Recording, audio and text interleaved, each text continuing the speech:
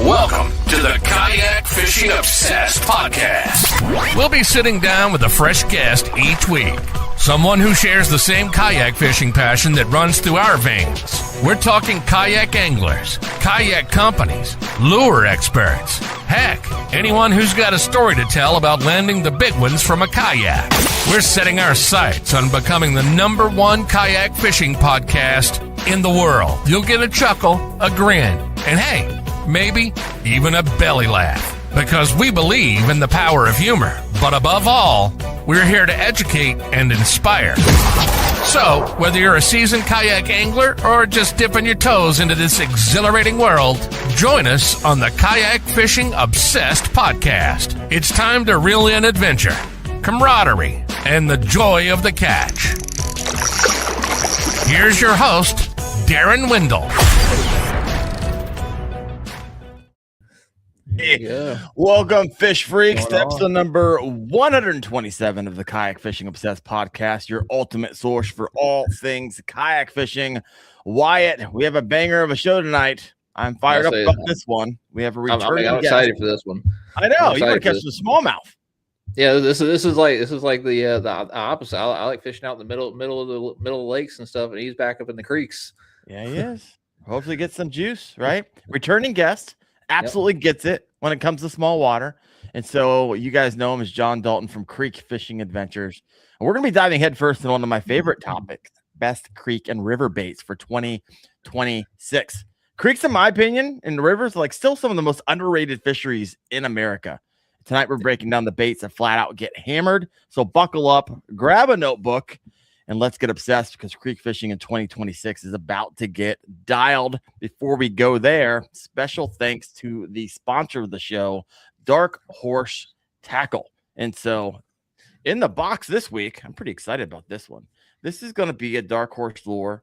This is the Black Label Balsa with the fat, flat, classic computer chip bill. And for those who watched the channel earlier in the 2025 season, I slayed smallmouth, caught my personal best brown trout, out of the Mad River with this thing. So appreciate you. Thank you so much, Dark Horse Tackle, for making that experience possible.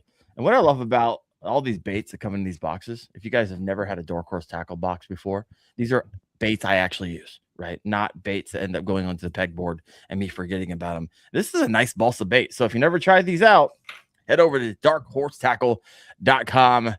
Enough of all that stuff. John, Wyatt, welcome to the show. How you guys doing? What's going on, man?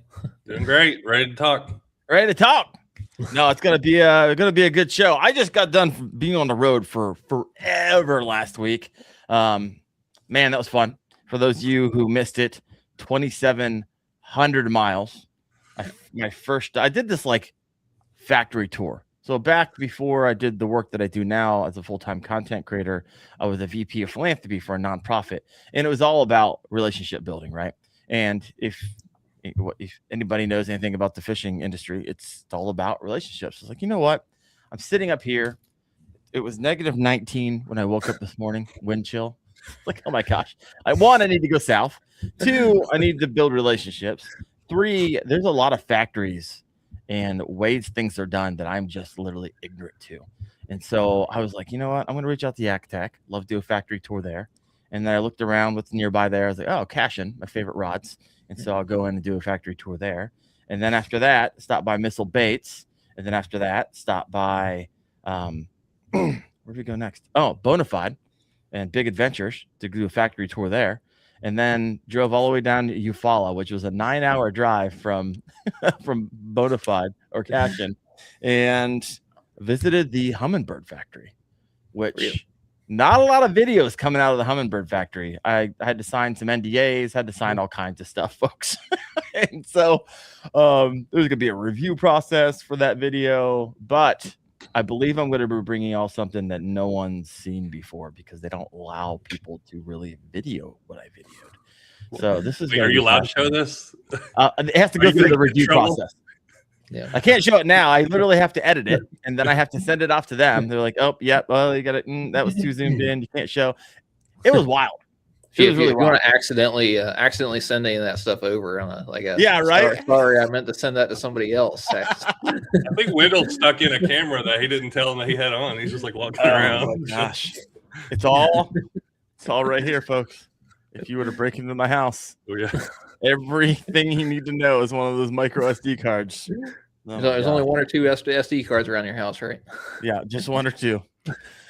So it's gonna be good. I got the Bonafide factory tour edited, and it's gonna go live at 10 o'clock on Thursday. Yep. There's a whole lot I didn't know about rotomolding. John, do you ever have a chance to go over there and see that factory, or Wyatt? No, I've never been in there. I've been to the Yak Attack one. That's the only one. Oh, you've been in the Yak Attack where they make them all? All right, freaking sweet. They treated us real good. Wade Clements had us over to his house the night before. We had a filet mignon. So if he ever invites you like to stay at his house, do it. Don't go get a hotel. Take him up on it. My gosh, treated my cameraman Jake and I like kings. That was awesome. The roto molding process was awesome. I think that video came out perfect too. Yeah. So look forward to that. And then Cashin.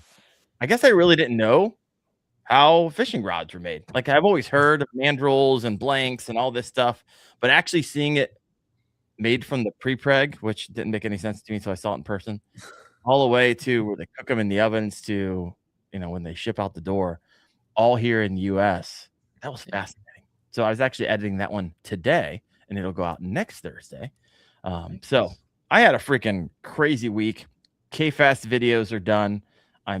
We're doing the testing on that. That's probably going to go live here in a couple of weeks after we get the testing done and get, stickers made and get I just keep talking.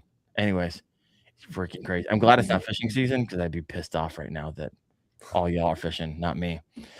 John, what you been up to? You've been on the road. Yeah, last week I had this big trip. I'm like, I'm going to start out. So my plans for this year, I'm going into my 10th year of YouTube. I'm like, all right, I'm going to do all the things I've always wanted to do. Kicked off the year, went to Reelfoot Lake. It's on the opposite side of Tennessee for me. Okay. I'm like, I'm going to go over there. I'm going to catch all these crappie. These videos are going to be amazing. Oh, yeah. I'm going to have so much content. 3 days over there. Got one video from the whole 3 days. Caught, I think 4 crappie the whole time. Oh, gosh. Yeah, it was like three nights of, Airbnb spent, all the, 5.5 hours drive there and back. Man. So, I may be quitting YouTube soon. So, oh my gosh, that's brutal. So what's that lake known for? Like just insane amount of crappie? What's going on? It's like the best crappie lake in the world. What happened? Like, supposedly. But so I've never been there, obviously, and that, like, it was on my list, and I was like, but what I heard though, it's like totally different in the summer than it is in the winter. Like winter can be like really, really hard. And it was a lake that was formed in 1810 by an earthquake that like sunk in, and it's crazy history over there to it. But And then it's like only natural lake in Tennessee. It's all shallow. It's like this big, shallow, 10-foot. Most of it's like 3 foot deep, like the whole thing. No, it's like Ohio. But I got some amazing like scenery. There's all kinds of eagles. There's like cypress trees everywhere. But yeah, it was brutal of a trip. I'm sorry, man. That sucked. Real foot? Yeah. Real. Wyatt, have you ever fished that? I've never fished that one. I was watching the video. It looked beautiful. It looked like a caddo or a santee with the trees and stuff everywhere. Yeah, it's worth the trip. Like, I mean, I still enjoy. I try to enjoy every trip I go on, and get something out of it. Sounds like they were having a good time. Yeah, it's nice to catch something when you have a fishing trip. Justin Faircloth over here in the comments. Granada Lake is the go-to spot for crappie. I don't even know where that's out. Samuel Warden, at least you guys found some backwater and caught some fish, some awesome footage. I need to go check that out. Yeah, I got a lot of B-roll, a lot of B-roll in that video. 10 years on YouTube, and you're only like a few thousand away from 200,000 subscribers, right? Yeah, go ahead and subscribe if you're watching. Need 4,000 more to go. All 4,000 of you listening live right now. Yeah, all y'all. Let's get them over the over the hump tonight. So, interesting enough, I just got, if you're on YouTube in the back end office, I mean, the dashboard, it's like, hey, mine just popped up at 2. I'm at 5 years. It's like, man, it goes by so freaking fast. It's like, I can't believe it's been 5 years. So I got some time I need to catch up. I'll be catching up to you, John. I hope to hit 100,000 silver play button this summer. And I'm sure here just in a couple months, you'll get 200,000. Unfortunately, you don't get any type of play button for that, do you? No, I think 100,000. Then I got to get the million. So no, just a million. You know, I don't know about that. 40 years later. Yeah, exactly. Goodness. Wyatt, have you been hammering them? I saw a photo pop up in my feed, and I don't know if it was like an older photo or if it was recent. That was from last week. I got a couple of hours and I ran out the lake and caught back-to-back 7. I caught like a 707 and a 727. And we all hate then catfish, and more catfish. 2 back-to-back 7-pounders. Yeah, a 7-pounder is my personal best here in Ohio, and here he is catching them back-to-back. Yeah, I need to go fishing. You went screaming by here. I did. I honestly thought about it. Oh man, this is wild. Like literally, what would happen? I would drive 9 hours, get up the next morning, film from like 8 to 12, drive to the next location, get in at like 8 or 9, and wash, rinse, repeat for 5 days straight. I actually did get some fishing in. Got my first bass of 2026 down on Lake Gunnersville. So I went out with both of the Hoovers, Austin and Chad, and it was a windy day. It was a nasty day. They probably wouldn't have went if I didn't press it so hard. It's like, I need to catch a fish. And I didn't actually catch it on Gunnersville. I went back in this little cove, and Chad's like, hey, if you look on your map, there's like it's like a quarry. So if you get out of your kayak and walk up, you can walk around this quarry and you can fish it. And I popped 4 in like an hour. I was like, oh man, if you haven't caught a fish in a month and a half, I tell you what, just the smell of them, like take a hit off them. My goodness, it was amazing. All right, where are we at? Tonight's show tonight, best creek and river fishing baits of 2026. And Wyatt and John and I were texting today, and Wyatt's like, oh yeah, I need to learn that creek and river game. So here we are. John, welcome back. For the folks who caught your last episode, which was a while ago, what's changed the most for you in creek and river fishing since we last talked? It would have been 8 months or so. I think I had since I've had you on. Yeah. This is my third time. Oh yeah, third time's a charm. It's gonna be the best one. Best one, I'm sure. I don't what's changed. I think a lot more people are fishing creeks and rivers. They're going shallower.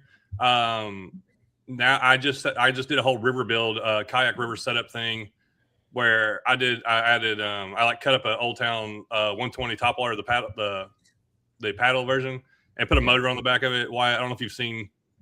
I've never seen a video of anybody doing one except for Jake. Jake did one, and I've had the idea forever. And when they were on sale, I bought one. Bought it myself. It's like $1,100 delivered to my house when they were on sale because they were dropping them. And then I'm like, I love this kayak, so I put a motor on it. And then that's another thing is like last year I think it was the first time I had a motor like in the summer. So this year starting out, I'm going to be like being able to run up rivers and creeks and get into a lot more little tighter accesses. Yeah. just the lighter kayaks with motors, the more access you can get into little spots. So I think a lot of people are coming around to it. But I always say though about rivers and creeks is still whenever you go through there, you're going to be able to come across the most wildest unfished for fish that you're anywhere that you can fish. I mean, you go around Gunnersville and there's 17 boats going on the same bank every day. You catch fish, but I'm just talking about like pure wild and pretty aggressive. Not used to people and more aggressive usually because the way it sets up. But yeah. And there's a lot you can actually throw in order to catch them. Like you don't have to get all wild and crazy with your baits. They haven't seen a lot of these fish don't see too many baits very often. And I think it's easier to throw anything and catch more fish there because they're more reactive. They're all fighting for each other, and everyone's different. And some people will take like say skinny small waters like these big rivers. Big rivers are totally different. But like these small skinny stuff is get the whole panel laughing here real fast. Chad Hoover's like it's like picking up girls in Appalachia. Yeah. Yeah. Whew. I don't even know what to do. Where do we go from there, folks? I don't know. No, I love my buddy Jake. He's actually in the comment section. Daring about Unleash the Beast on the rivers here. That is true. Jake and I go out midweek, and there's a bunch of rivers around us, and man, they're just loaded. I remember going out and being like, we would catch 30, 40 smallmouth on a 7-mile float together. And that was in like the season where that's not like even in the spring. So when spring comes around, I plan on hammering them. I love it. What did you cut up again, John? You said you bought something and then you cut it up. The 120 top water. Yeah, I got the 120 top water, and it's like I guess it was kind of made before motors. Everything's made for motors. But I'd had one, and I always thought it handled amazingly compared to like the RVR and the Shoaly and stuff. I thought it fit right in there. And so I cut a hatch in the back, put a hatch in it, put a motor mount on the plastic. I took the regular steering and I modified it for foot steering. And then I put an anchor on the front. I got an anchor coming off, and I'm like, that's going to be my. And it's a very comfortable kayak, very great, still maneuverable, still not too heavy to drag. And I plan to kind of just be my river kayak. Skinny water river kayak this year. Yep. How many river kayaks do you have? I was at your house. Well, I probably have got. I've sold like 3 recently. I've been going through them. My goal is, I want to use one for 6 months to a year and then try something else. There's too many kayaks out there. I got to try them all. So I'll sell a few. I'm gonna buy them either myself or talk to some company into giving me one. And so either way, I'm gonna get them. I bought some off Facebook Marketplace. Yeah, John Dalton, the only YouTuber with 200,000 subscribers who still buys his kayaks. Right. I love it. That's keeping it real, folks. He's just keeping it real. That's what I want to do. Can't get it. I'll just buy it. I mean, non-biased for that one. Yeah. No, I get it. I love it. I just bought one all the time, all day long. And I bought one. I literally did a video on it, and I was like, this thing's too cramped. It was the LT, and I sold it all within like 2 weeks. I was like, you know what? That's the hustle. That's the side hustle of being a content creator. What kind of motor you got on that bad boy, John? The NK 180 Pro. Yeah, the Pro one. Okay. Yeah, it'll run about 5 miles an hour. I'd like to try the 300 at some point, but oh, you'd be cruising. You'd be like 6.5. I need to get them to send me that or save up some more money because they got more expensive. Oh yeah, they jumped in price recently. Yeah. You need to get you into a Torpedo, my friend. Those things are. Hey, I'll try anything in the kayak world. That's my goal. I want to try it all, except for like I probably am not taking out the XTR one, like the 130. I don't see myself using a kayak like that much. Where I have the Old Town, the PDL Pro, and I barely take it out. But I love that kayak, but it's like I'd rather just take out the littler kayaks. Kind of things. What are you laughing at? What? Yeah, I was last year whenever I went to Susky, I was dragging the 136 around on the Susky, and it sucked. Oh yeah, a big girl dragging a 200-pound kayak around out there. Did you fit? Was that in the Bass Nation or the team kayak? Like I was dragging that thing across like 100 yards of gravel just to go hop little pools. Yeah, it gets rough. I bought the Kusa X off of Facebook Marketplace, and it's really. I don't know if you've ever been in one of those. It's very comfortable. I put the motor on it, and I took it to a Pennsylvania event in the Kayak Adventure Series, and where I drug up a creek. And that thing about wore me out because that kayak itself weighs 100 pounds it's not as heavy as what you had, but still, it's like when you get in those 70-pound range kayaks, it's so much more easy to move those things around. Oh, I bet. 100%. Real quick before this comment goes away, I would listen to this comment, John. Chad Hoover says, "Hit me up. I'll get you a Torpedo." Yeah. And let's just say I know from experience, you're going to want to follow up on that one. So, yeah. it's Also can get it on. He also knows he knows where all the good river stuff is too. He needs to show it more in his videos, but I think everybody would steal it from him. There you go. You need to try the RS 117. That's a comment coming in from Chad. Yep. There we go. Yeah, I've been wanting to try that one. It looked like a really good kayak, like you're in that good size range. All right. Yep. Jake Cook over here in the comment There section. you John go. and Darren, Kayak Adventure Series team. I don't know. I know I'll be fishing a bunch of KBF this upcoming year, almost probably every single month. And recently, I don't know if you guys have heard this, they got the new Greenhorn series. So if you don't want to fish against hammers like Wyatt Hammond, and freaking give him a donation every single month, Chad actually created something called the Greenhorn series, which is like almost like an entry level series. It's only $75. It goes from February to October. You get a measuring board, which I believe is the Catch Carbonate, included in that. And there's monthly prize drawings, and you get free entries into the Greenhorn Challenge series. And so if you haven't checked that out yet, you're like, hey, I don't want to go in and basically give my money away, but you can go in to the Greenhorn series. So if you're in the Greenhorn, you can't do like the Challenge series. If you're in the Challenge series where like Wyatt and I fish and stuff like that, you can't do the Greenhorn.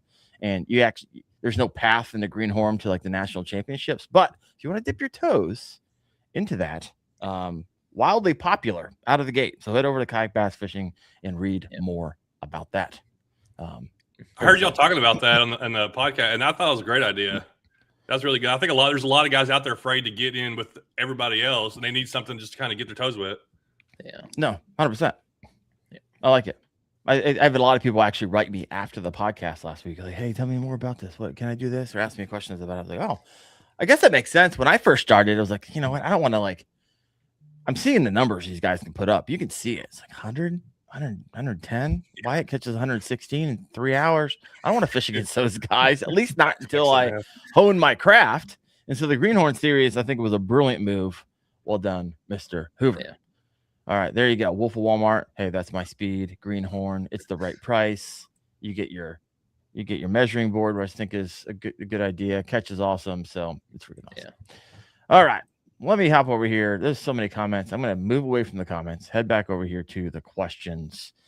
All right. So when you look at 2026, John, and what trends are you seeing in creek and river fishing that anglers need to start paying attention to? It's probably been going on for a little while, but I'm usually late, even to this kind of stuff. I'm always late to the game, but you're leading the pack. You're not late to no game. You've been doing this for decades. Well, if I see somebody doing it before me, I feel like I'm late. I think throw in bigger baits. Here's a 7-inch zoom fluke. Pull that the thing Magnum out. Super Fluke, like that. I've started using that a lot, and that's one of my go-tos for drawing out like good bites. But I mean, you can still catch like a 15-inch bass, but that's like a giant bait. It's not usually people think creeks think you have to downsize. You don't have to downsize. If all you're targeting is Wyatt size fish, you throw that thing. Now you may only get a few bites. Where most of the time when I fish, I'm just trying to catch numbers more than. But when I'm doing tournaments, I kind of fish a little differently. So even if I'm going on a shallow stream, I'll throw a big fluke like that, and it draws out some fish that you might not kind of be surprised we're in there. Hey, break that out of the package. You showed us the plastic for those listening in. It's just a fluke, but it's a 7-inch. Oh yeah. Did you put that on a 5-aught and just fish it weightless? Is that what you do? Yeah, I like it weightless. 5-aught or 6-aught. There's a couple different hooks. Whatever you feel comfortable with. But I just hook it. I usually just hook it like a weedless, weightless. That way you can throw it anywhere. You can hit the bank and drop it in if you want to. You can throw it in a tree or throw it over grass and then twitch it coming out. And it's got big like erratic action. And then depending on what the fish want to do, but a lot of times if you fish in moving water, it's clear. A lot of times the creeks and stuff, and then you'll see fish come out and follow it, and you can get it to react real quick to get those fish to bite. But I've caught a lot of really good fish on like 18 to 20, like smallmouth and stuff on that. So that's definitely one. I feel like, I think a lot of people are starting to learn it, but yeah, don't be afraid to throw bigger baits. What you would just throw for in a lake. Yeah, a lot of times you hear the whole size down when you're going through the creeks, and I've been seeing the opposite. It's been fun to watch. So, what's your favorite rod, reel, line setup for that particular bait? And then are you brand loyal to? And no, you're not. I've been in your garage. You have 17,000 different brands. I still buy my own fishing poles most of the time. I mean, I get some from people, but there's nobody that's supplying me with an endless supply. So John, I want to try all things. So anyhow, I mean, you can a 7-foot medium heavy with 40-pound braid, straight braid. Oh, you go straight braid most time, yeah. With like a coarser braid, not like the smooth. That's one thing I have learned.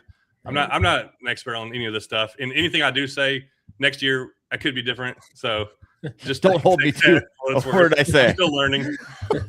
But I love it. So you said smooth braid, coarse braid. What are you talking about? Help me out here. I don't know. I don't know what the different brands are, but there's you get some braid that's like smooth casting braid. That stuff when I'm using it on heavy things tends to I've broke off a lot more.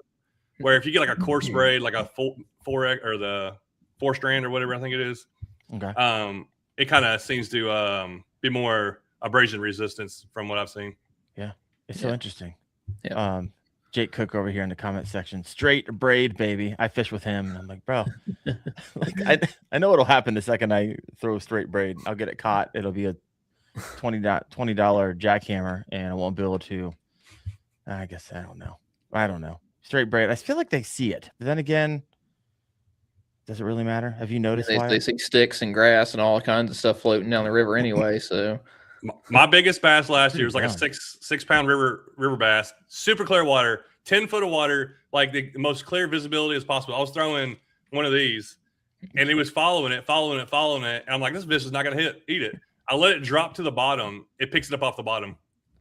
Straight braid and everything. Like, it didn't care. If that fish wants it, they don't. Yeah, I don't think they care too much. Yeah. Black Oak Outdoors 88 Power Pro V2 Super Slick is my go-to. So he's like, what you said, John, but the opposite. Yeah. It still catches them, So you don't think it matters at the end of the day? Why you don't think it matters? So I got the guys are asking about like 4-strand versus 8-strand and what he said coarse braid. Like I'll use coarse braid, that 4-strand, 6-strand stuff for vegetation, salt water, anywhere where I need abrasion resistance because it seems to hold up a lot better. But that like 8-strand stuff just casts. Like if I'm not around anything crazy, it gets picked apart because it's like super like cotton hair thread. It gets picked apart pretty easily on rocks and stuff. But it casts a little better. So it's kind of like what you're saying, that balance. Okay. So here's a question for you, John. Wyatt. Do you think baits are getting better or anglers are just getting better at using them? There's more information out there on how to use everything. I don't know. I feel like the more I fish, the less I catch sometimes. So going downhill. I don't even know. Up 200,000 subscribers for crappie, folks. John Dalton. There's more out there to try, and I don't really experience the thing where people are like, oh, they haven't seen this bait before, because I'm like in rivers and creeks where it doesn't.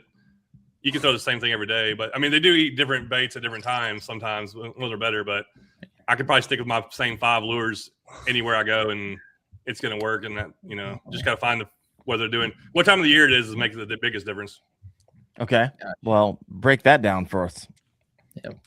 The biggest thing I've learned that from like my thing that I feel like I have actually learned and like solved something in my mind where I never saw this before, because I did do fish creeks and rivers so much. Where like early spring, once fish move out of their winter holes, say like March, April, depends on the weather, is they will be in super fast current that you wouldn't think they'd be in. And that's where I'm going to go with a lure like the bluegrass bug. Or shameless plug. Oh, what? Did I what? Did I mention? I do the same thing, bro. Do the same thing. Yeah.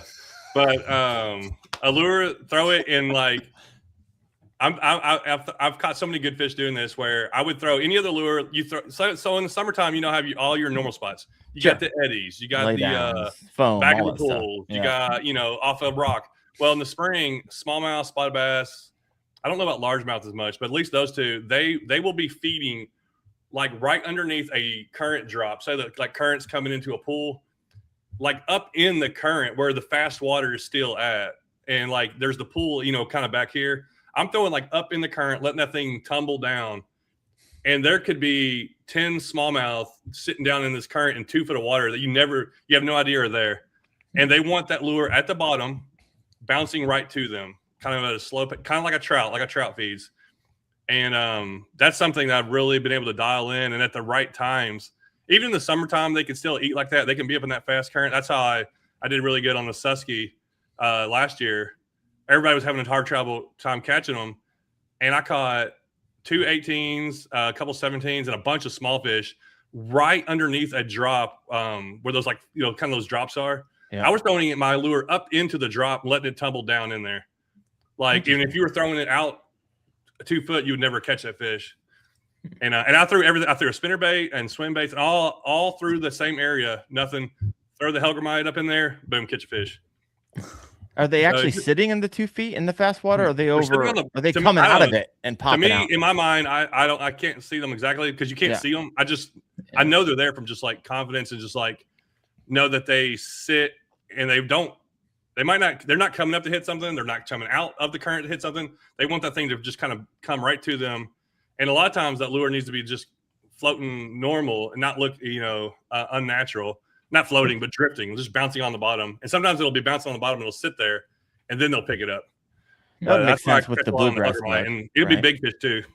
Yeah, the idea is that they hope a Hellgrammite or some type of bug gets caught, gets pulled into the current. Who did you show Ewing the little bug baits, or did he show them to you?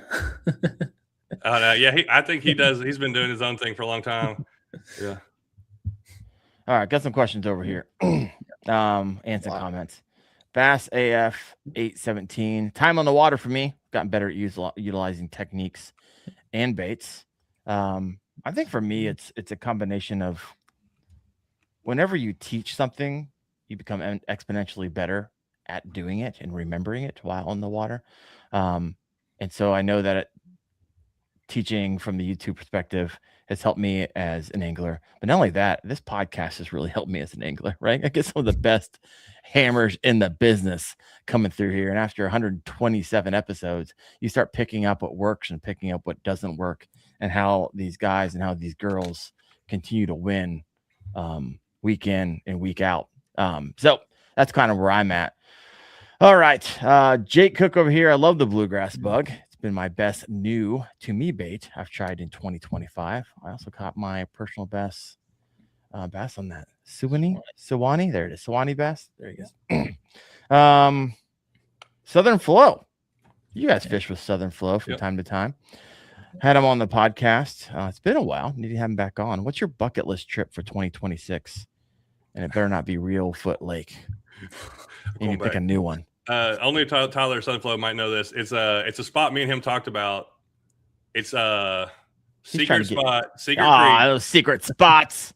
It's public access, but you got to go down this. We talked about it. You got to go down this stream. Then there's like this big drop off, and then there's no access after that. So it's like you got to go down here and then hike and go down to this little water, this little river. I did it last summer. And I fished this area, caught a ton of fish. And then there's like this big drop where it's just this long drop where you wouldn't even want to drag a kayak back up. I just walked down it and I saw some massive smallmouth down there, but I didn't have time to stay down there. But it's like a trip. You got to take a trip to get there. You got to kayak and then you got to hike.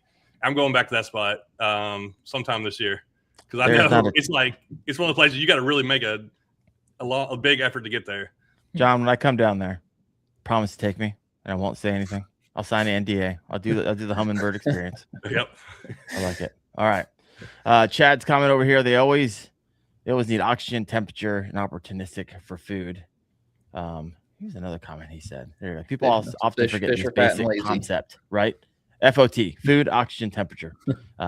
I think most people do when they're on the river. They won't throw to fast water. Like, what in the world would the fish be doing there? Because we're kind of taught that fish are kind of lazy, right? They want the least amount of energy, most amount of food.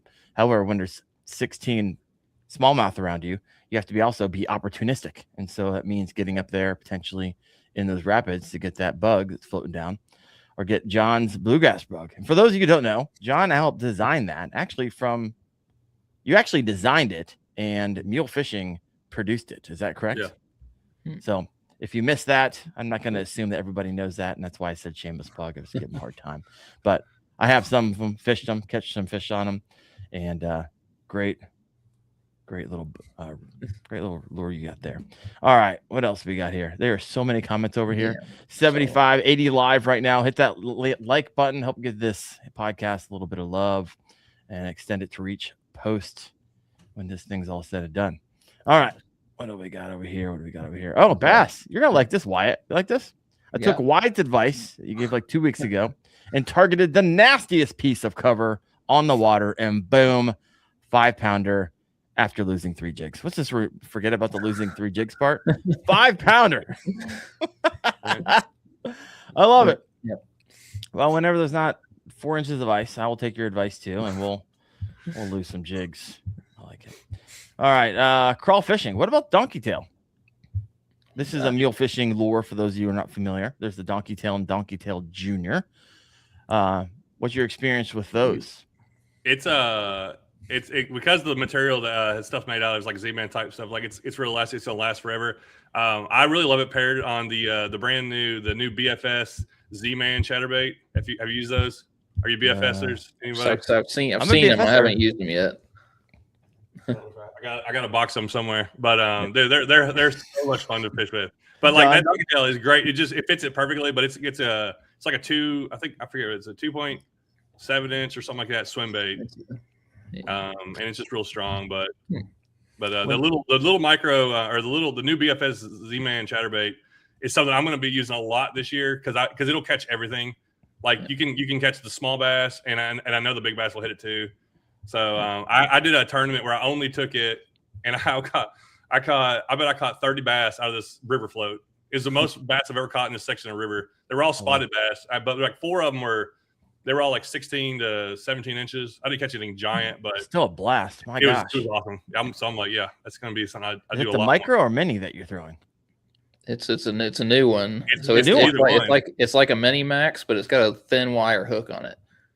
Yeah, it's a right size hook, which I really like how they got the hook right. I feel like on this one, it's small enough but still thin enough because you're throwing it on a more limber rod most of the time, like a BFS rod. Okay. It's got a number 1 thin wire on it. 1/4 inch and 3/16. I think is the only 2 options they have, and it's awesome. It's really fun to fish with. Well, I love me a chatterbait in the river, so I got to check that out. I got to reach out to my old contact over there at Z-Man and see what we can do. Get those out here in the spring. All right. Steven Sturgeon over here's got a question for you. When river or creek fishing, do you anchor from the bow or the stern? I never can remember which one's which. I'm not a good Stern is the back, bow is the front. Why do we have to have different names for boats stuff? Front and back, folks. Front and back. Yeah. I've never anchored off the back. I know some people that use a power pole and will do on the back. Yeah. You have to be in the right kind of waters to do that because it depends on where you live. Like say Ozarks, you got these big wide open gravel bars and you can run a big power pole back there. But like around me, there's too many trees and overhangs and stuff where you just be getting caught all the time. I can't even run rods up like anywhere I fish on a river around me. Mm-hmm. So yeah, I mean, I don't anchor a ton, but it's nice to have mostly for like when you catch a fish I drop an anchor to kind of hold myself in position so I don't just get blown past all the rest of the good fishing area where I can, like, if I want to measure it or get a picture of it or video it or whatever. Most of the time when I'm fishing, though, I'm just like, it's more important to be looking ahead and making the cast ahead of you. I know a lot of guys get caught up like casting behind them. That's like the worst thing to do when you're flowing. Look forward. If you see something like, oh, I should have cast there, don't worry about it. Just cast up ahead. Cast up ahead. You're going to do a lot better that way. There you go. Well, folks, whatever you do, just don't anchor the bow and stern at the same time. So use one or the other. You'd be surprised. You would be surprised. That could be the last time you went kayak fishing. So one at a time.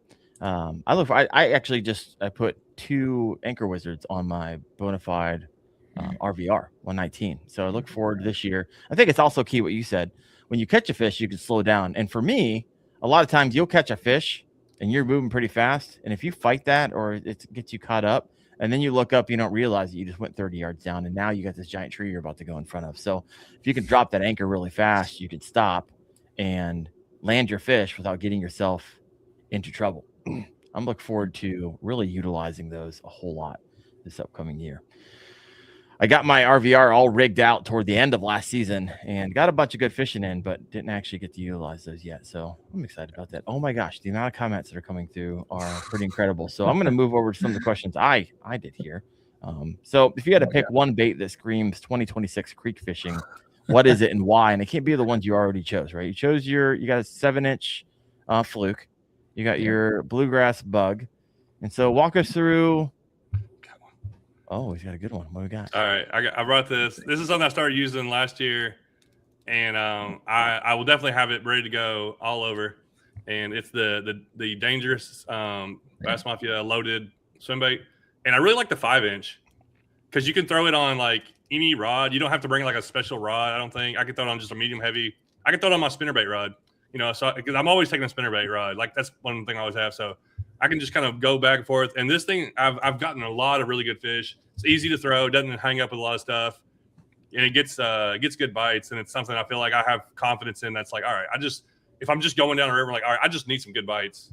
I'm not like maybe I'm just in a tournament or whatever. That's something I can throw, and I feel like it just does really well. And where I think I maybe started using it last year in the spring. I don't remember when it was, but it'll definitely be like a kind of a go-to starting out this year. So Wyatt, when you're out there fishing your lake, your lake tournaments, you always have the opportunity to go upriver. You ever get tempted to go up there on the bike? It's kind of tough out in the main lake. All the time. Do you ever do it? Oh, or just get tempted? Just tempted.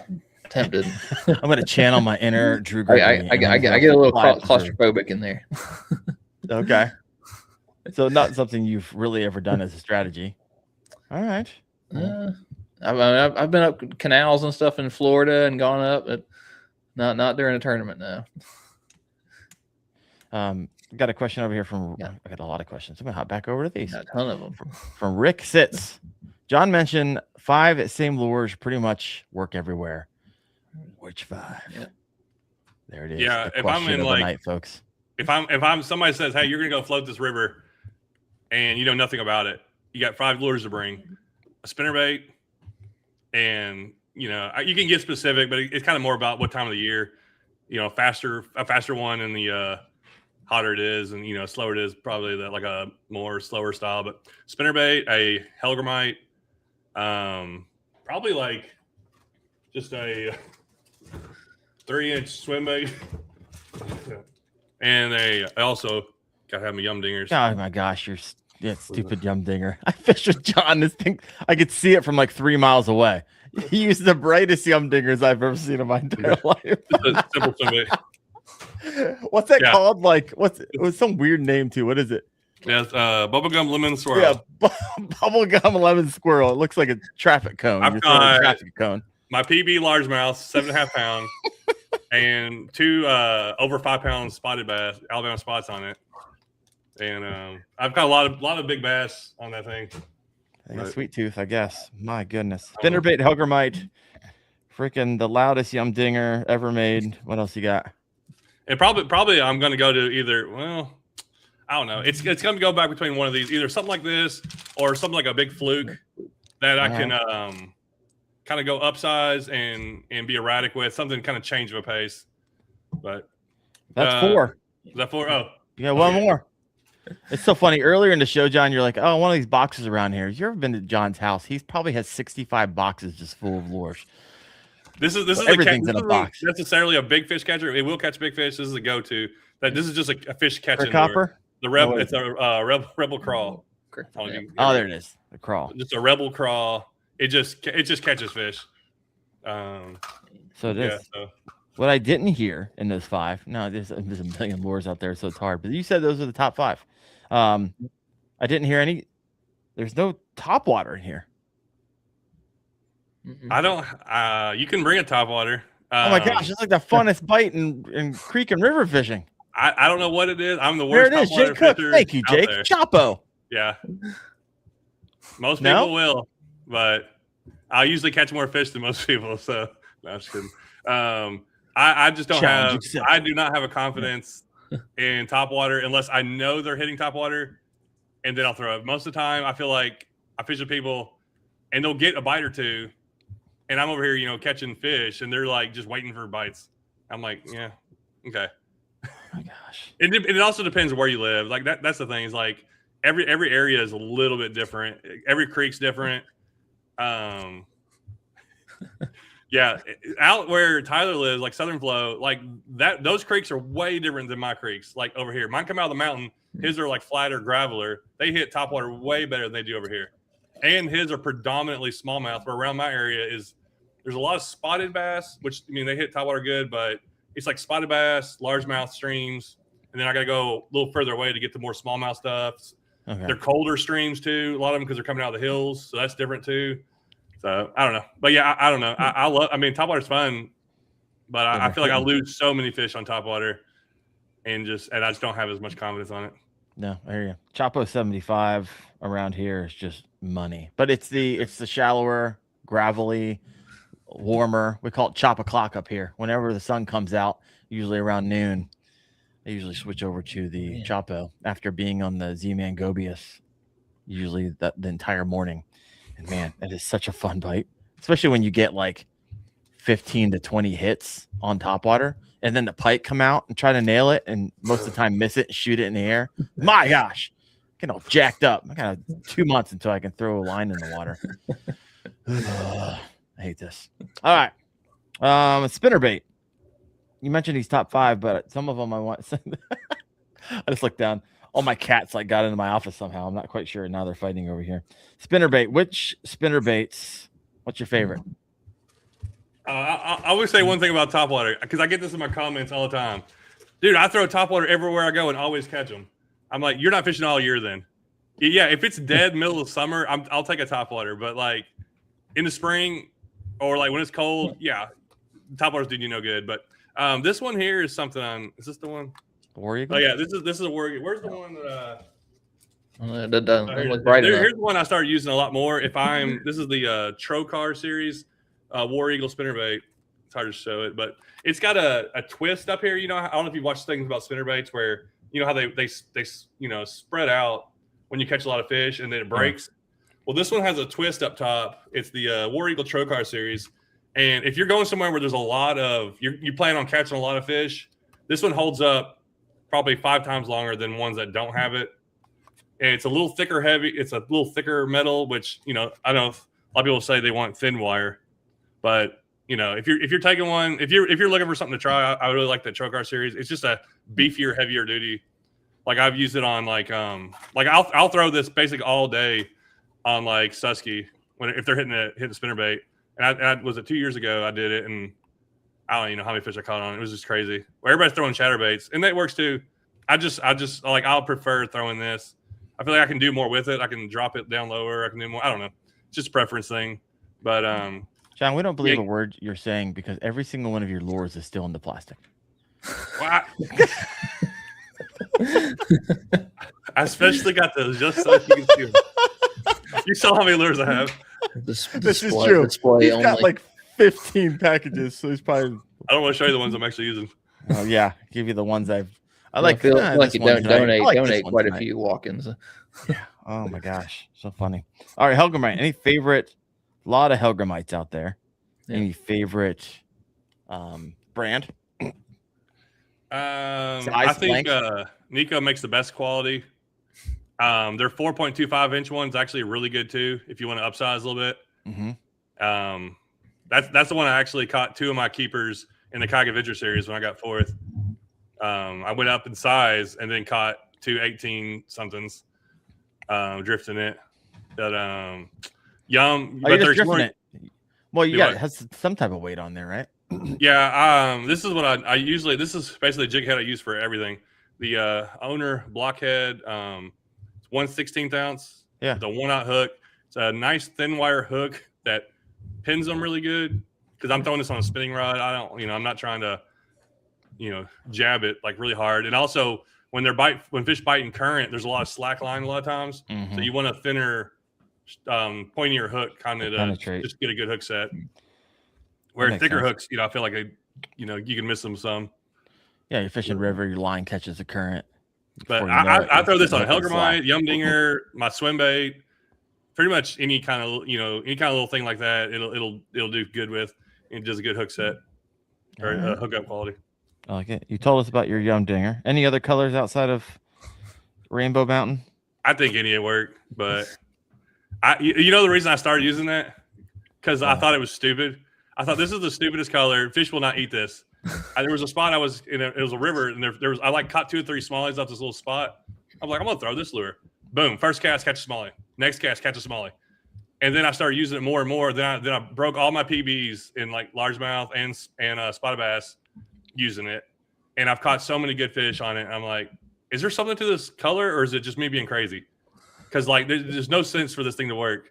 But now it's like my confidence lure. I'm like, I've thrown it everywhere. I'll just throw it. I'll throw it all day and use it. I've seen you catch fish on it. I fished against you and you were throwing a rainbow unicorn. I guess I had to get a pack and go out one day. That'll be the video. This thing catch. I got a pack. I'll save this pack for you. Appreciate that. We can go to that special spot. You got to go up, down, river, up, over, and crawl through. I like it. And then the Rebel Crawl. Wyatt, if you were going on the river tomorrow, what would you be taking with you? My history on rivers has been pretty terrible. I'm a chatterbait in the river. There you go. Chatterbait buzzbait out there in the river. Buzzbait. I like a buzzbait. Yep. All right, what do we got over here? Oh, it's a smorgasbord of comments. All right. Samuel Ward, his 5 are Fluke, Hellgrammite, Rebel Popper, Spinnerbait, and Z-Man TRD Cross. Yep. I like it. Chopasaur, the number 1 bait I find on trees. Stump, hung up, snagged on the river. I don't even grab them anymore. What? You don't drop the chop? I think every Chopo or whopper plopper I found it in a tree. I don't think I've actually bought one. Oh, really? $12 right there. I put one through my arm this past summer. I pulled it out of a tree and it just flew back and the hook went past the barb into my shoulder, and I think I had to push it through and then cut it. Dustin Hoy was with me, but he made it happen. All right, more questions. If you got a question for Wyatt or John, go ahead and throw that in the comment section and we will circle back to that. I have a smorgasbord of them. Let me see what we got here. How do you normally find these streams that you're fishing? You just like Google earthing and just seeing if there's a public access somewhere? Everything you can think of. It's just like I know a guy knows a guy knows Google Earth. I'll just get bored and look around Google Earth and be like, just follow creeks and rivers and look. I'm like, oh look, that looks like there's a pull off on the side right there. I wonder if I can get in there, and then I'll go drive to it someday. Or I have spots marked from 4 years ago that I'm like, I'm gonna get to that one day. There's apps, waterways. There's one that's a Georgia only one. That's was it Georgia Waterways? I got them all somewhere on here. Paddleways, the Georgia River Guide, Far Wide, and then you can use one. There's like All Trails. It's like it shows you trails and parks, and I'll use that sometimes to like look up parks that are on creeks, and that's a lot of my spots go are so like people like, oh, they're like, yeah, I walk by the creek every day. I never thought about fishing it. But they're like walking the trail, and I'll go to places like that. That's a lot of my wading spots, places like that where you just greenway, anywhere there's a greenway, most times along a river or stream. I'm like, I wonder if anybody's fishing there. So I'll fish anywhere though. It doesn't. I mean, like if it's water, I want to fish it. Like I don't care what it looks like or what's in there. I want to try them, and then just all kinds of looking. Anything you can look on, and just driving around. I'll be driving somewhere. I'll drive over a bridge. I'll mark that place. I'll mark that creek. I'm like, oh, it looks like a good size one. And I'll go back and like follow it, later and be like, look for access. Or if you know there's a river or creek around you, like I get this message like every day, probably somebody's sending me a message. How do you find things? Like first off, whatever the rivers are in your area, just type that in Google and type in canoe spot. Like, just do canoe that, and access, you'll be surprised how much stuff comes up. Like, there's a lot of information online if you actually like type it in and like search for stuff. What's your you ripped off like 4 or 5 apps? What's your favorite app? Which one do you find yourself? Someone mentioned in the comments doom scrolling apps. I mean, usually just Google is like, because you just look for things around you, or if you know there's a river or a creek around you, you know there's something within an hour of your house. You're like, I've driven over that place. Let me go look. Or you're on a lake and you're like, oh, this is the mouth of such and such creek. Well, I wonder what's up it. You know, it's just like you just have to have a curiosity, I think, for it, and then once you start looking, like I find places all the time. I found this new little creek access an hour from my house. I just went down this back road and it's a WMA and never knew it was there. I don't think it's kayakable, but I caught a couple of bluegill out of it, and I'll definitely be back to kind of explore it some more in the summer. But then I tracked it back and it runs into the Tennessee River, and I'm like, but then I'm like, okay, well, where's the closest ramp to that? So I might go run down the river to go up a creek to kind of go exploring. But that's the thing about especially the things about creeks and the smaller creeks and stuff off the rivers. As soon as the water rises in the Tennessee River system or any of your lake systems, if they lower the water for winter, when they raise that water, like in the springtime, bass shoot up those creeks. I've caught so many. I'm not talking about. I mean, I ain't catching 10-pounders, but 2 and 3 pound bass in this much water all the way up the creek as far as they can get to the first shoal. They push way up those little creeks that's where I do a lot of wading. I'll like hop around these little wading spots I got and just catch them. Gotcha. All right. I have a bunch of comments over here. I'm trying to follow along. Got a lot of people commenting. I love it. Yeah. Jake Cook, like on X Hunt, shows public and private lands.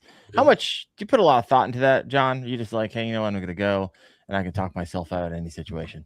I've only been asked to leave one place, and I've been to thousands of places. Really? Just once? Yeah, and it was a guy that was like a caretaker for like this property. He's like, you're not. I can't. I got to ask you to leave. I was like, okay, no big deal. I go to see. This is the thing. I talk to all the TWRA agents in Tennessee and everything. They don't care where you go, only when someone complains. So there's a lot of places I go. I'm not telling people to do this, but there's a lot of places I go that are on private property, but they don't care. Everyone goes there. It's like a community access area. Now, if I see no trespassing, that's where I'm not going to do it. If somebody doesn't want you there, they're going to put up a sign, and usually that's the main thing you got to look for. So I find places all the time that look like there's a trail here. Definitely people have been fishing here. I'm going to walk down it and go explore it. Georgia's a little bit stricter on some of their laws. So, and I've heard Colorado's like the strictest. I've never been up there, but you got to kind of just, some people have yelled at us before, but they usually think that we're like in their backyard. And once they realize you're fishing a lot of times, they're like, oh, because most of the time I go to places like no one's there, no one's going there. So they're kind of not used to seeing people. So you got to watch out for that too. You go to places that no one goes to, you're like, but if you go to places that are normal, you see like, oh, it looks like people are fishing here. There's a path. There's a million buckets of worms right there. So all those people are fishing here. Right. I guess I go. You got Southern Flow over here. Made some good friends with property owners, just chatting them up. Always compliment, clean up, and ask if they need work done. I liked it all the way up to ask them until they need work done. So yeah, I would imagine. Have they ever taken you up on it, Southern? Yeah. Well, actually, he's like, I need that tree not chopped down over there. Yeah, I'm gonna go get my honeydew list. I'll be outie. Oh my gosh.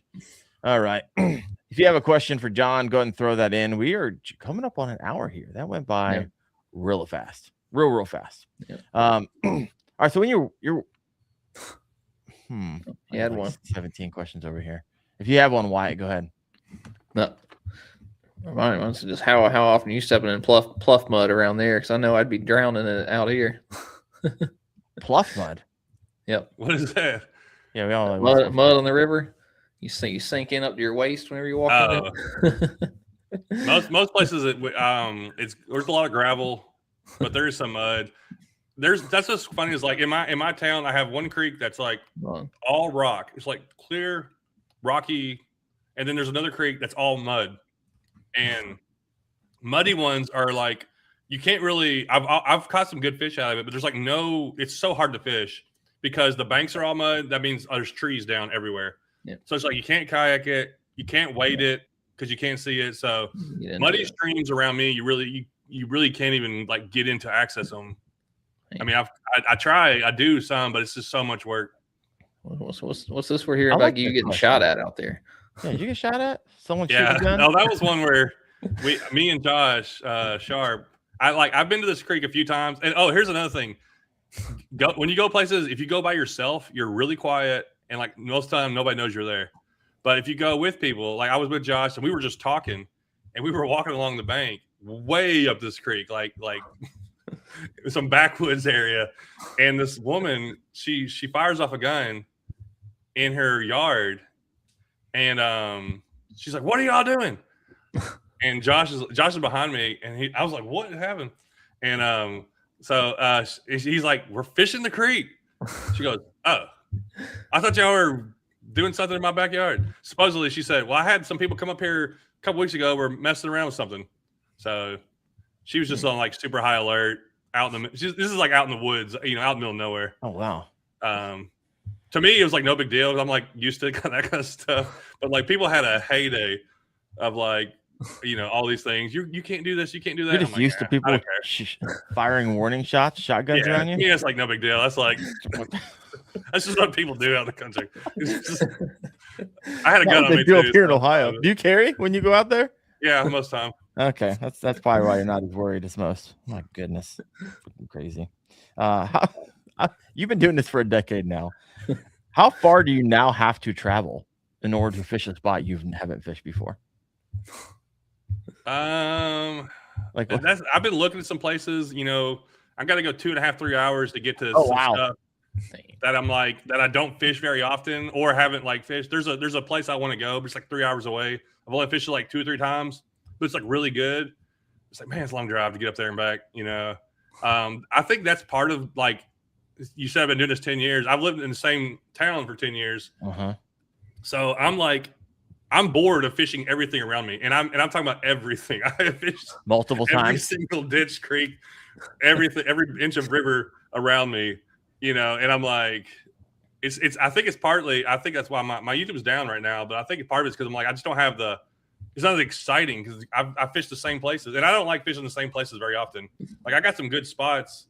I go there maybe twice a year, maybe 3 times a year. I try not to just go to the same place over and over. But yeah, I'm trying to travel more to go to more things. What do you mean your YouTube is down? Nah, just like views, and I feel like I don't know. I just been a little slump. Views are down. Everything's down right now. It's also January. Yeah, it's also part of January, but as soon as March hits, it starts taking back off usually. Yeah, January, February is tough for content creators in the fishing. And I can't like small creek stuff. I just can't do in the winter because those fish just shut. When I'm talking about small creeks, those fish shut down. And then I got all these over here, like 20 minutes away. I got the Appalachian Mountains, and all those streams. That water gets super cold. Those fish just totally shut off, and it takes them even longer for them to get active. Like it's got to be like April at least before they start getting active. Okay, because the way they are. Here's a good question coming in from Big Jammin' RMFT. What's the best shoes for walking creeks? Because I know when I go up to Pennsylvania and I start wade fishing, I almost have to get like felt boots because if I wear like sandals, I'll just tear my feet up because the boulders are like this big. When your feet falls down in them, you crush your toes. But those are pretty big boulders. So do you have a go-to? I'm surprised you're not sponsored by one, considering all the wade fishing that you do, and you are creek fishing. Anybody wants to sponsor me, I can sell a lot of shoes. I'm sure you could. How many times do you get that question a day on your channel? It is one of the most common things I get. The ones that I have right now that I wear are there's the Cross Kicks has one that's pretty good. That to me, I just want something hot quality that's going to hold up from stepping in and out of the water. Because I'm in the water, I'm out of the water, or I'm kayaking, and half the trip I'm wading, and then half the trip I'm in the kayak. But so you don't want a shoe that just soaks up water. So like the Cross Kicks Tetra or whatever I think it's called, it's pretty good. There's the Columbia PFG has a couple that are pretty good. If you look up their water shoes, what is it called? I could probably find it on Amazon, but they're like $100, not too expensive. Yeah, the Cross Kicks Tetras. But the Columbia ones are like tennis shoes. They're very, very comfortable shoes. Okay. Now, none of these have felt soles. I have wading boots with felt soles, and I never wear them. No, because they're like bulky and heavy. They're pretty big. And when I'm moving, I'm like moving. Like if I go with somebody and we're waiting, I'm like looking back. I'm like, what's taking so long? Like, because I do this so much where I just glide through areas where most people would really struggle. But you have to learn how to like position your feet when you're walking through rocks. You let your feet slide in the cracks, then step, then you slide, and you're like sliding into the spots. If you try to like plant on it, you're just going to slip out from under it. It definitely puts a work on your legs. Like you get tired. You'll get really tired wading a lot. My lower back always hurts. Yeah, mine too. Always. But, when you wade all day, my goodness, because you're pushing against the water and it all goes to your lower back. You're not used to it. My gosh. And if you're wearing a backpack or something, that's why I tell you take as little as lures as possible. I take a little bitty backpack if I'm just a wading trip, one backpack, one rod, and try to have like just a handful. I don't need 7 colors of the same lure. One color of one lure, maybe something else. Like how many times am I actually going to change, on that kind of trip? Yeah. Now, if I'm kayaking, you can take more, and then if you're in and out, you can get out and wade and fish an area. Yep. You can get back in your kayak and float through. Or if you want to, like I'll float down sometimes and drag my kayak back upstream. Or or now with a motor, you get up to a shoal and you pull your kayak up it. But yeah, just having something good and comfortable. Even if it's just tennis shoes, like they all wear out. Nothing lasts that long. Well, they wear out for me because I use them a lot. But like, I can't think of anything else right now. Do companies reach out to you and be like, "Hey, I want to send you some shoes to try out"? It'd be nice, wouldn't it? Dude, no one has. I mean, I did get the Columbia ones for free because I signed up for something at ICAST, but they've never they didn't know who I am. They were like, just sign this thing and we'll send you some shoes. Okay. I'll sign that all day. I mean, I got a free pair of shoes, so you can sell my email if you send me a free pair of shoes. I don't know. I'm not good at branding myself to companies, like telling them why they should work with me. But John freaking Dalton, folks. Yeah, John Dalton. People don't know. Yeah, Jake Cook says as soon as you do the what to wear to wade video, you're apparently your views will jump back up. So there you go. This is how you break your slump. Jake's got all the answers for you. Yeah. A couple questions for you. B. Jammin, RMFT. Have you ever been snake bitten walking the creeks? That's another good common question. No, never had any problem with snakes. I've almost stepped on several, but I'm not. And I also don't fish a lot of areas that are like there's cottonmouths, so I'm not like too worried. There's no alligators or cottonmouths around me, at least on my side.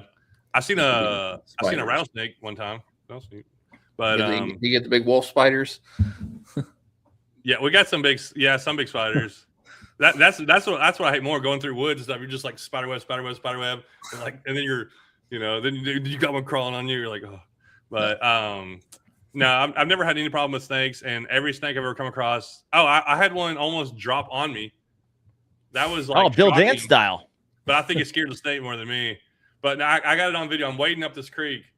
And in the video, you can see it laying on this little limb, about head level. Okay. So I step up to like go under it, and right when I did that, it just drops right in front of me, just like a brown water snake. But snakes will run. Snakes, I hear them all the time. Like I'll be waiting or something, and you just hear, and you hear, really? What was that? It's usually a snake dropping in the water. They're in bushes, overhangs all the time, over water, and they just drop in like a turtle does. See them all the time, but I call them nope ropes. No, thank you. Yeah. I want nothing to do with that. That holds a lot of people back. Like from walking through woods and walking through creeks, people are scared to death of snakes. But like, do you know anybody that's ever been bit by a snake? Now it can happen. You can step on one and cause it to bite you, but most of the time they're not. They're running from you. Usually. Yeah, I'll still do it. I'll walk through there. I just don't like seeing them. or hearing them plop. I think you got a better trees. chance like weeding your yard to get bit by a snake than you do probably like out in the woods. I believe that. I'm not saying it's logical. I'm just saying it's in my head, 100%. Yeah. All right, a couple other questions here. What do we got? Real Stupid Fishing. What a fantastic name. I love it. He's even got an AI logo for that. Went wading last weekend. It was around 30 degrees here in Kentucky. 0 fish caught. Any tips for cold water river fishing? Yeah, if I'm doing this, which I'll do it some, like I said, it depends on where you're at. Mm-hmm. I feel like I don't have around me. There's some rivers that are good for winter fishing, but if you're like doing a creek, I'm looking for deep water, the deepest water in the creek, and that could be 4 foot deep.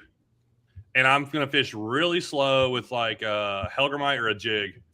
I'm gonna throw it out, and I'm just gonna let that thing sit. And if there's like a, you know how you see like a root ball, and you know that's like there's probably a fish hiding in that kind of area, let your lure sit there on the bottom for 4, 5, 10 seconds before you pick it out of there. Oh, wow. Because I watch them, you know, you'll see them in clear water, and they'll come over, especially in the wintertime, and look at your bait for like 3 seconds, and then just like really slowly eat it, and you'll never feel anything. So when you pick back up, kind of pick up soft, just see if there's something holding on to it, because sometimes they'll hold on to it, but if you jerk it away, they'll just let it go. But if you pull up soft, they'll kind of grab it, and you're like, is that a fish? And you just got to ease it away and see if he tugs back on it. But for me, it's just slow, especially in creeks. In like small water, it gets cold fast. And you might even be throwing right in front of a fish, and he just looks at it and never picks it up. That happens a lot too. Yeah.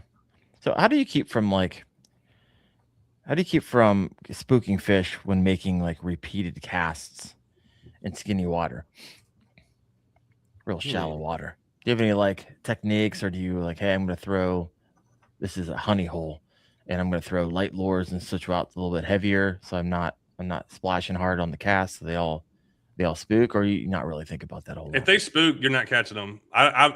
The fish that spook, because I've seen people throw, you probably have too. I've seen guys throw a 10-inch glide bait on top of a largemouth bass, and I've watched that bass come hit that lure. So to me, I don't think it's spooking. Spooking, like when you spook them, like people say that, it's usually you walk right up into their area and then spook them out of there, like out of their area. Yeah. But I don't, if your lure spooks them, and because that happens sometimes, you'll throw it and like, oh, that fish just swam off. Well, if he did that, he was not looking to eat. And you're probably not catching that fish, because they hear something fall in the water, they're going to be running to that. Right. Yeah. If they're, and it depends on where you cast. That's where, like in the back of the pool areas, like they may in the summertime, they're just kind of hanging out and they're not wanting to be bothered. You throw in there, that fish swam off. Well, he wasn't going to eat most time, anyways. All right. From my experience, even if you stay in there all day, you might be getting that fish to bite. For me, I'm moving, I'm going quick, making quick casts, moving fast, getting those aggressive ones, and moving on. Yeah. So how do you usually fish with a buddy when you go river fishing and you do a float? Or you're like, hey, I'm more of the mindset of going by myself, motoring up, and then floating down? How's that work? Or are you just like, hey, I usually just wade and I walk up and I float down? I'd rather go with someone, because then you can just flow. To me, my favorite way to fish of all time, other than wading like a really good smallmouth stream, is just floating a stream. No motor, just let the current take me. We got 6 miles. We're going to put in here, and we're going to take out 6 miles later. When we're at the end, we're done. But we're just going to float through here, take our time, fish it as we want to fish it, and then when we're done, we're done. Yeah. If you can go with, I got like some creeks that like me and Alex fish. We'll start fishing them here probably like into February. That we've kind of found some wintering holes, or they're starting to get more aggressive. But if you take 3 people down that stream, it's really, really tough. There's too many people. Yeah. Now you can catch fish, but if somebody's really good in the front, that's very good at covering water, they're gonna get way more fish than the guy behind them. Yeah. Now, if you're kind of taking turns and like, all right, I got one. Now you stay in front of me, and I'll just wait until you get one. You can do that. But yeah, it can get crowded. That's where I do like going. Some streams I'll like to go by myself, to just like, you know what, I'm gonna go out here, and maybe I'm going to just go downstream and come back up, or go upstream and come back down. But I'm going to fish at my own pace, take the time I need to. No one's rushing me. If you go with somebody else, sometimes they can be rushing you, or slowing you down. Sure. Pushing or pulling you 100%. Yeah. And then there's, so I do love going with people. It's more fun to go with another guy if you learn how to fish together and you can help each other out. You can, you're excited for each other. You can take pictures for each other, help video. Obviously, that's my thing. If I don't get a video out of it, it's a fun day, but it's like I did all that and I'm in the show. So I got to get a video. I got to, and sometimes that's why I go by myself. Cause I'm like, you know what? I can take my time. I'll see more animals. I'll get better underwater footage. I can just sit on places that I know there's only a few fish, like especially wading creeks. I want to wade by myself because I can fish it at my own pace and I get those fish where if you're wading with someone else, it's really hard to kind of share the water. Yeah. On skinnier, if it's something skinny water. That makes sense. So question for you. If someone is new to creek fishing, what bait gives them the fastest learning curve? What would you be like, hey, I'm tying this on, taking someone out for the first time, and they're like, hey, what do I need to tie on? Is this clear water? I guess break it down for us. Yeah. If it's a clear, rocky water, I always tell Helgramite. I'm going to tell them Helgramite. And I'm going to show them where to cast it and like how to be patient with it and be more patient than you think you're being patient. And that's where I've told so many people to do that, and I've watched them catch fish where before they're casting it in, wanting to move it and reel it in. Like, no, throw it out there and let it drift to the bottom. Don't even hold your line. Let it fall to the bottom or let it fall in current. Then give it a few seconds and then reel up and like get your line taut. And now that's kind of waiting and going slow. Jake said that's a good one. If somebody you're kayaking a small stream, you're flowing, spinnerbait, it's hard to beat. Just chuck it, wind it. There's so it depends on how you're fishing. If it's muddier water, I'm gonna go with spinnerbait or chatterbait. It all depends, but it's I think you kind of just need to don't rush anything. It's like even with spinnerbait or chatterbait, you can just slow roll that thing sometimes. I've seen it like big changes where we were fishing a spinnerbait and I'm like, they're not hitting it. Let me just slow down my roll retrieval just a second slower, and boom, you catch twice as many fish. Or you start getting bites where they're like the whole time they've been following it but not biting just because I've been going too fast. Yeah. So I think throwing a lure and varying the way you fish it. Don't just only fish it one way. Vary how you're doing it to figure out how to get more bites. Same thing with casting. Cast everywhere. Like some people are like they only look for they're only looking for the foam. I barely catch fish out of the foam. I catch fish way more places than I do out of the foam. Okay. Like I'm hitting all these other spots that most people aren't making casts into. The foam's not the home for you. Yeah, it can be, but it's like there's lots of other places where fish are too. Yeah. I had someone say they caught a 10-foot alligator on a DT6 earlier. That'd be a wild ride. I caught an alligator when I was really young before. I was down in Florida. I didn't obviously get it all the way in before it snapped my line, but that was fun. Jake Cook, foam is the home. There it is. Yeah. Johnny Bennett, do you have better luck wading up or down? Like, are you I like this question. All right, we'll break it down for us. It's because it depends on where you have access to. So if I have a lot of creeks that are like I got one access spot, and I go upstream or downstream. Sometimes going upstream is not the good section. It's like it's not a good area. Maybe you got to walk half mile before you can get to deep water. So I'm going to go downstream. So people are like, you should always wade upstream. That's a thing people say. Always wade upstream. I'm like, well, what am I supposed to do? Walk all the way down like the bank and then come back up it, or walk through it and then come back up? So no, I've caught plenty of really good fish going up and downstream. It's more about casting in front of you, casting out there, casting ahead of you, and then walk towards while you're reeling. Cast ahead of you, way out, hit this bank over here. Not right beside you. The fish has already seen you. Way out there, far as you can get out there on that bank. Look over here. Oh, is there any rocks in the middle? Is there any trees over here? They're looking like 20, 30, 40 feet ahead of you and be focusing on things like that. If you're coming up on, like a riffle and then, cast into the riffle and let your lure go into the, pool, or cast and reel your lure through the riffle before you get up to it. Most people just don't understand that they're like They're like wanting to fish off of like a bank of a lake. I love how people walk up to the bank of the lake, all the way to the edge, and then just bomb a cast. Yeah. I'm like, there could have been a bass right there on the bank. Right there. Yeah. And That's usually where everyone in the are. boat's casting to, right at your feet. So I think either way is fine. And I've heard if you walk downstream, you're just disturbing you're kicking up dirt. Well, you know what fish do when dirt gets kicked up? They start eating the things that get kicked up. I've heard everything, but like I said, I've caught big fish and lots of fish doing it both ways. But it's more important where you're casting and like looking at things. Like, all right, there's a good pool over there. Let me get in position and then cast into it. Or let me cast and hit the edge of it and work my way into it instead of getting too close to it. And be watching. I catch so many fish by just seeing things. And y'all done this on the lake, but I think you can do it more when you're standing because you see everything a lot of times. So you make a cast and then you see something just swipe and you're like, what was that? I saw something there. Let me make a few more casts. Was it 2 summers ago? I caught like a 5-pound spotted bass wading up this little stream. I can't remember what I was throwing. I was throwing a fluke, and I was like, they're going to be killing this fluke. I had it in my mind that this little fluke was a 4.5-inch fluke. I had it in my mind, this is the thing that's going to work. I was like so confident. So I'm going up this stream. I catch a couple little ones. I'm like, okay, we're catching them. I come up on this nice little pool. It's like a little pool at the back of a pool, like a little drop off, probably 4 foot deep. There's like a little tree sticking out. I throw up in there, twitch. Should have caught something. I throw up in there again, and I just see something just barely come out and move. I'm like, something was in there. I make 5 or 6 more casts, nothing. I'm like, all right. So I put a Yum Dinger on. It was actually a Morning Dawn color.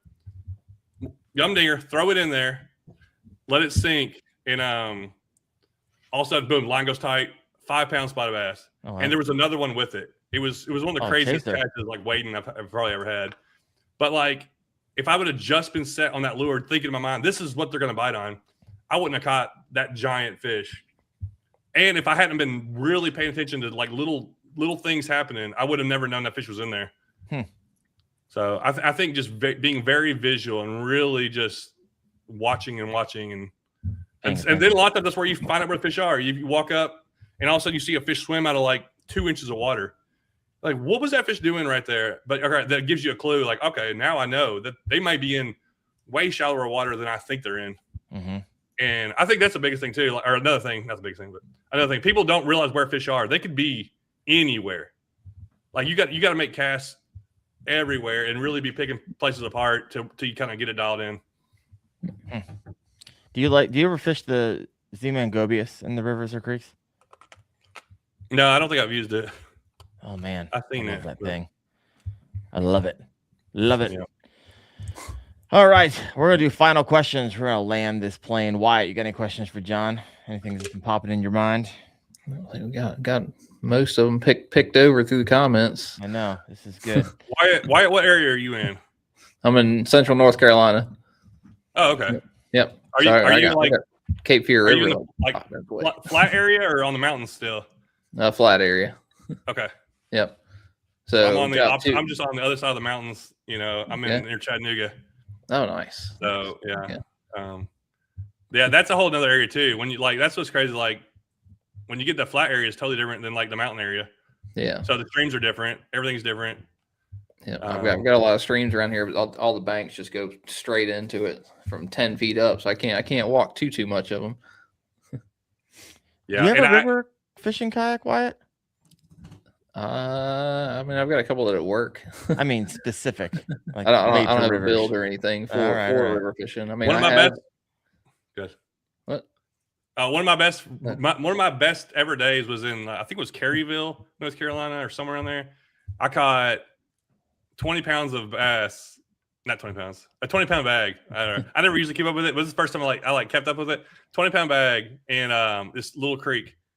Almost everything on the Yum Dinger.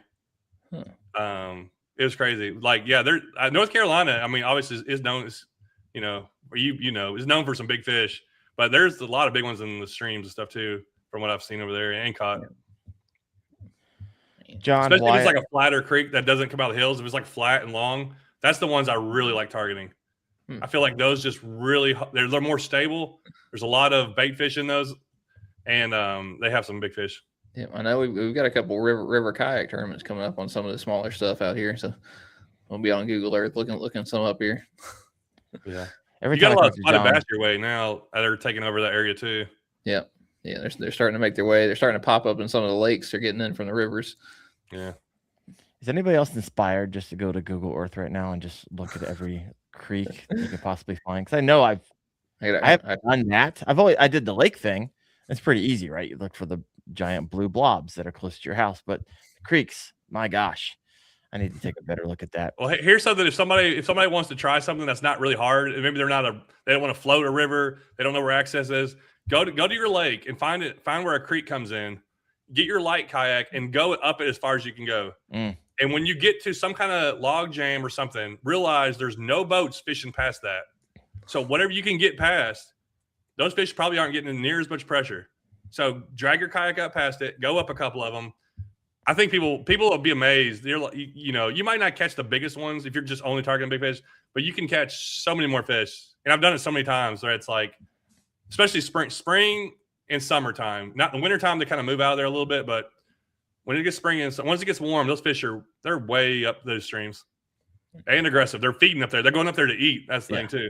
Yeah. That'd be fun. I need to do that more often. Sometimes when that lake bite is dead, I need to switch it up a little bit. Wyatt and John. Approach. Yeah, right. Yeah. Are there any new or emerging baits you think will blow up this upcoming year? I heard about a bluegrass bug. No. Are you going to make that party unicorn color for your bluegrass bug? Yeah. We already have a pink one. Oh, do you? Yeah.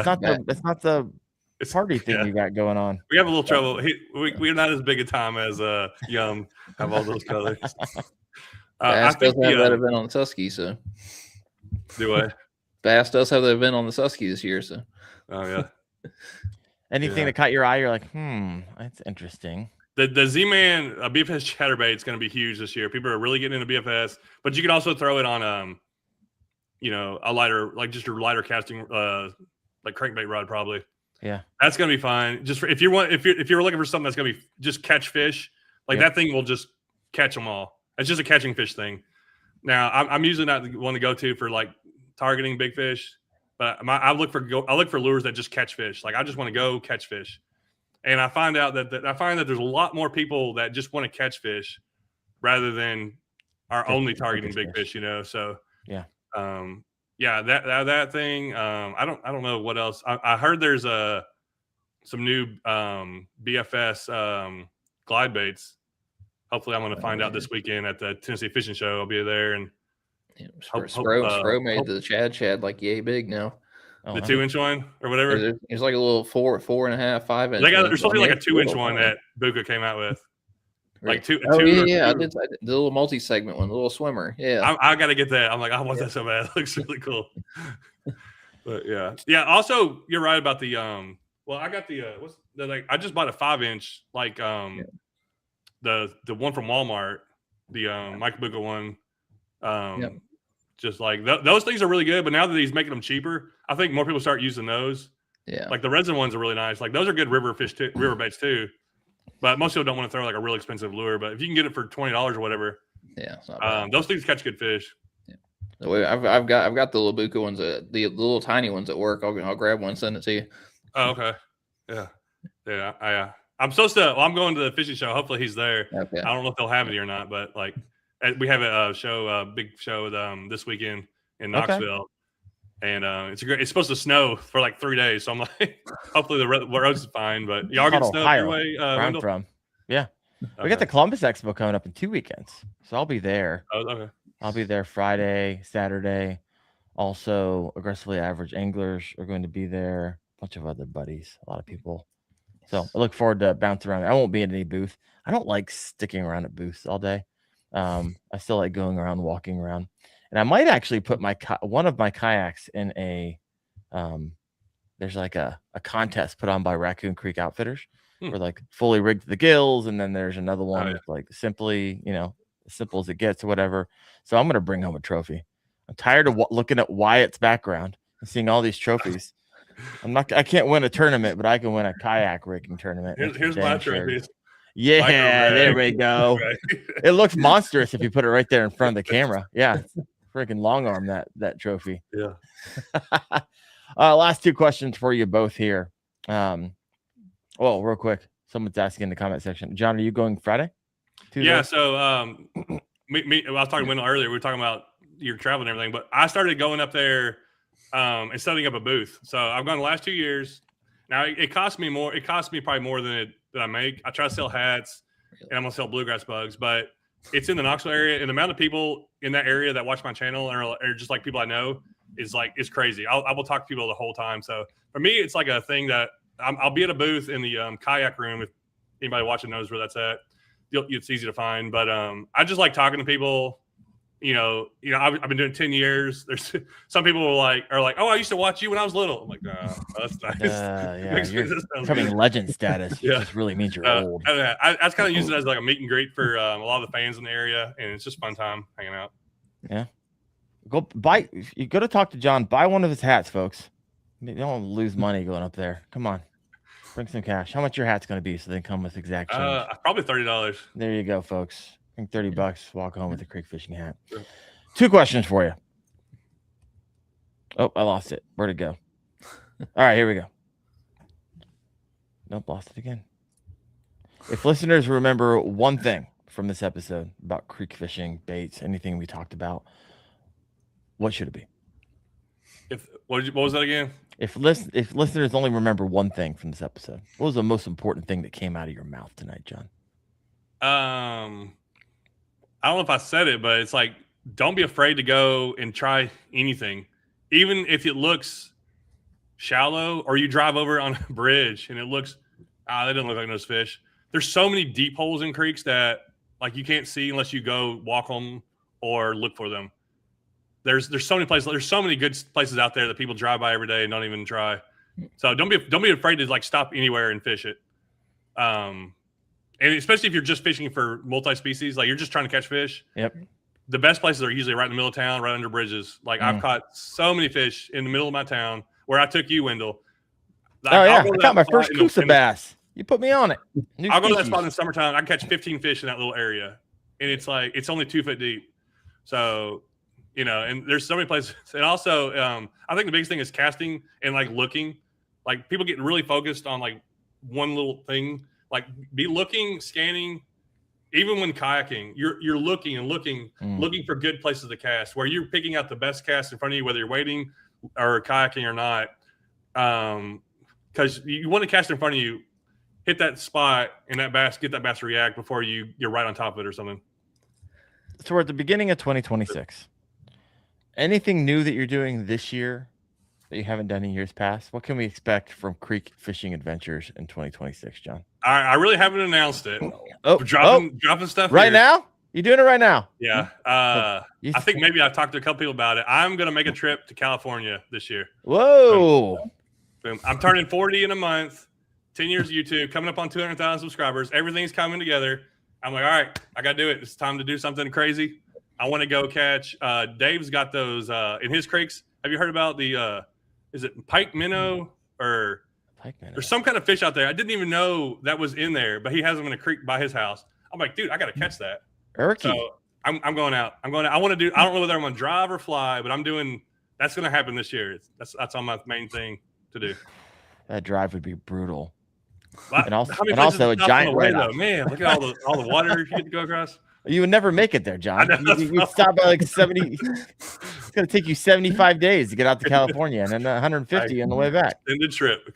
Oh my gosh! Anything else? You're going out to California? My goal is to do like bigger things, do things I've never done this year. I'm like, I just kind of feel like it's a time to kind of just try new things, try going places. I might try to I'm going to do like probably 2 or 3, maybe 4 of the Kayak Adventure series. I really love those.